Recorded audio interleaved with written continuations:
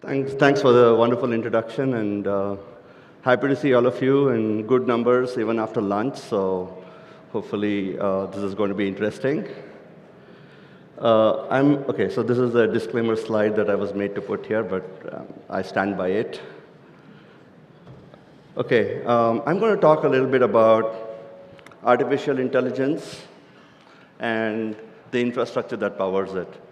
I was out in the morning meeting with a lot of startups outside. I think there were about like 30 of them. I spoke to many of them. A lot of agentic, a lot of AI, a lot of modern apps. India really is a culmination of a billion dreams powered by boundless compute, boundless storage, and tons of data centers, right? That's where we are all headed. While we are experiencing the effects of AI, I'm here to talk a little bit more about what you see on the right side of your screen, which is the data infrastructure that's actually powering all of it. So let's get started. At the start, right, if you look at it, things have changed a lot. And things have changed a lot in the last 5 years, not even in the last 10 years. Things that were relevant 5 years ago are no longer relevant. For example, skill sets and software.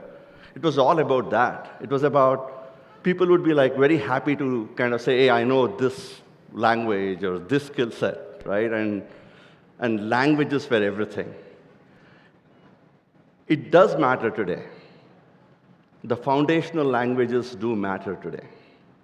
Languages that help you write software that writes software matters. Nothing else matters. Now you have neural sets that are used to create outstanding applications that helps uplift lives of people. We were talking about tools. I remember the era when I moved over from writing code using VI editor to Vim, and then there was Wizard, right? And Corba used to be a skill. I wasted 2 years of my life, I spent 2 years of my life building an orb layer to convert C++ routines into Java calls because I was very interested in building a EJB-based, JSP-powered front end with Swing and everything else. Well, now we have APIs and frameworks and all of those things that have replaced that. If I think about it, all of that is gone. Nobody even wants to talk about those things. Let's talk about processors, right? We were all so particular. I remember when I got my first computer at home, I really wanted Pentium. Pentium was the one that I wanted because it was the best processor, right? There was 386, there was 486, and there was Pentium. And I remember fighting with my parents that, buy me Pentium because this is going to give me the maximum power. CPUs exist today. What is the difference between a CPU and a GPU, right? CPUs are units that come with processing units, which are typically 4 to 16 cores. These are big in sizes that help in sequencing the tasks that you run through them, right? Think about writing or drawing a picture, right, using some of these 4 or 5 people, like putting it together. GPUs, on the other hand, have thousands of cores in them that parallelize these tasks. This is like building not a picture, but actually building the whole monument from different sides and completing the whole picture. So it's much more faster. GPUs are the way to go. So we have made that switch in 5 years. We were not talking about GPUs 5 years ago. And then networking, right? So now it's extremely specialized. I started my life in networking, right? So I was writing networking, I was writing network management software, I was writing codebook correlation. I was very happy to see how I could correlate IP symptoms with root cause analysis and failures. That has changed a lot. Now we have special purpose switching. That's kind of the only job of which is to get data from point A to point B. All right, my field here, right, storage, and I'm going to spend some time on this. It was disks for the longest time. The best technology known to humanity to store data. It got faster and faster and faster. The speed at which you can access data on a disk is directly proportional to the speed at which it can spin. Disks could spin at 4,800 RPM. That means there's a spindle on which it actually spins, and it goes up to 4,800 RPM. That's mind-boggling speed, right? Then there was a disk that came with 7,200 RPM. And that almost defied the laws of physics, right? Like, you can't really have something spinning at that speed.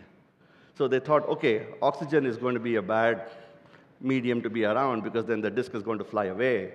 And then they injected helium. So those disks came in helium-enclosed compartments to spin at that speed. And imagine the throughput. So throughput is how much of data can actually go through it per second. The throughput that it provided was 0.5 gigabyte per second. That's gone. That's still there with hyperscalers because they have huge data centers that they already have, and disks are sitting there, and it's probably the cheapest medium, right? But that's gone. It's something like this. These are flash drives that we manufacture. The speeds are in the order of several terabytes per second. So where is 0.5 gigabyte and where is terabytes? So there is really no comparison. So there's a tectonic shift. I'm going to talk about it a little while later. Architecture, yeah. Well, we have softwares writing them now, but needless to say, they're all parallelized. So let's talk a little bit about data. Before AI, data was not of much value, actually. All of us chose our favorite software based on the features that it offered us. We couldn't care less about insights, right? It could be like a rideshare app, right? It could be your cell phone. It could be anything you chose, right? Why did you choose Gmail over Yahoo Mail?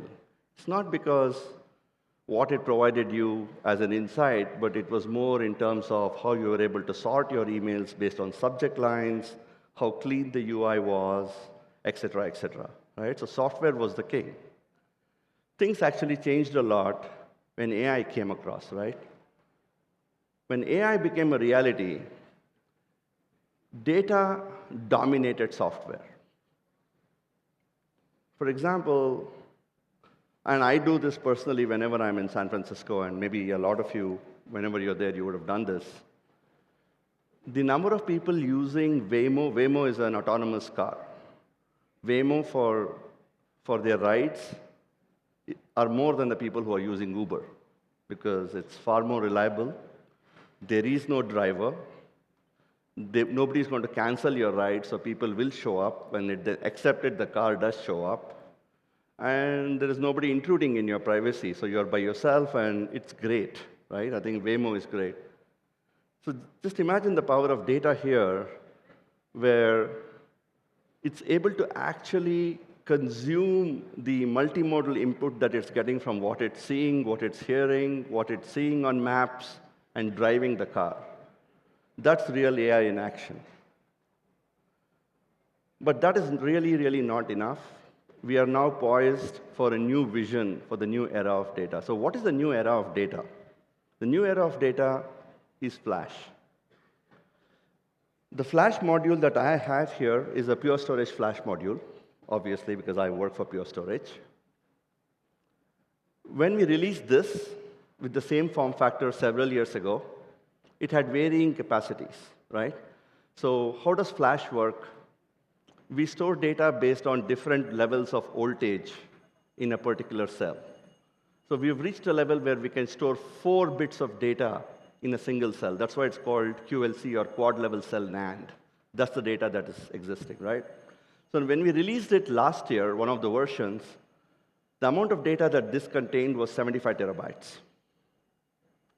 The one that we released this year, the same form factor, for the same amount of power utilization and space, can store 150 terabytes. The one we are launching next year, exactly the same form factor, will store 300 terabytes. So why am I saying this, right? If you look at 2010, I don't want to go to like way back in history, but if you really look at 2010, the amount of data generated per day was about 5 million, about 5 million terabytes per day. In 2015, it was about 7 million terabytes per day. In 2020, it jumped up to 150 million terabytes per day. And today, it's 400 million terabytes per day. So data is not really growing exponentially. It's basically a hyperlinear exponential growth of data that we have never seen before. So when data grows like that, when you have somebody like Stargate creating a data center with $500 billion in the US that nobody has ever heard of before, you really can't keep expanding your data footprint like that. You have to, at some point, say, hey, this is going to be my power utilization. This is going to be my space utilization. How do we compress it? That's why I would like to say that flash is the way to go if you are actually exponentially increasing data. So that's how it actually happens. But there was a problem. For several years, disks ruled this market, and the cost of disk kept coming down. So the way you see this is, when you say low on the top, that means the benefit for the consumer was on the top as low, and that benefit increased over time as the cost dropped over time, right? Flash started pretty high. So if you look at the time when it started in the 2010, around that time, it was very high. It was used in specialized applications, in things like that. But then there were cell phones that, with number of people adopting it, the price started coming down. And very shortly, in the next 2 to 3 years, flash will be cheaper than disks. The first disk factory that shuts down because of this economy will cause a domino effect and will wipe out disks from the surface of the earth. So there won't be any disks after it has rained for about 30, 40 years. It is going to be flash economy. So that's where we are all headed. That's the future of data. What's even more interesting is how it all comes together. You have network. There are different forms of network. We are all used to Ethernet. We're used to fiber channel. We're used to different forms of network. What if we were able to create a network which acted more like a shared memory space? So sometimes you can use local like tried and tested technologies like NFS over RDMA, which creates a shared network space that can create data to actually supply to your GPUs at a rate at which it can actually consume. Today, data speed is a bottleneck, which is why Pure has created EXA, which can actually provide data at 10 plus terabytes per second of multidimensional performance. So that will not starve your front-end GPUs of any sort of performance, and it can actually act on it with speed. So the speed of network, the speed at which your data can actually be served in conjunction with the front-end GPUs that are ever increasing in their performance is actually enabling data to be available at your fingertips. This can cause a simple car like Tesla, by a software patch, to suddenly become an autonomous car. All of this is possible because there are processes that are crunching multimodal inputs to create an extraordinary experience that improves all our lives. That's where we are headed. There is innovation going all around. I do encourage startups in this room to focus on foundational innovation. There is shallow technology and there is deep technology. Focus on deep, because that would be your differentiator. Shallow technology is it can often be kind of copied, or it can be made better quite easily. We have seen apps that have come up as an imitation of some other app, and they've not really succeeded. So if you are in it for the long run, my request is to focus on things that can differentiate us, things that cannot be easily copied. And there is phenomenal responsibility in organizations such as us, of Nasscom, maybe our government agencies, to encourage such things so India can actually make a mark. They can build a foundational model.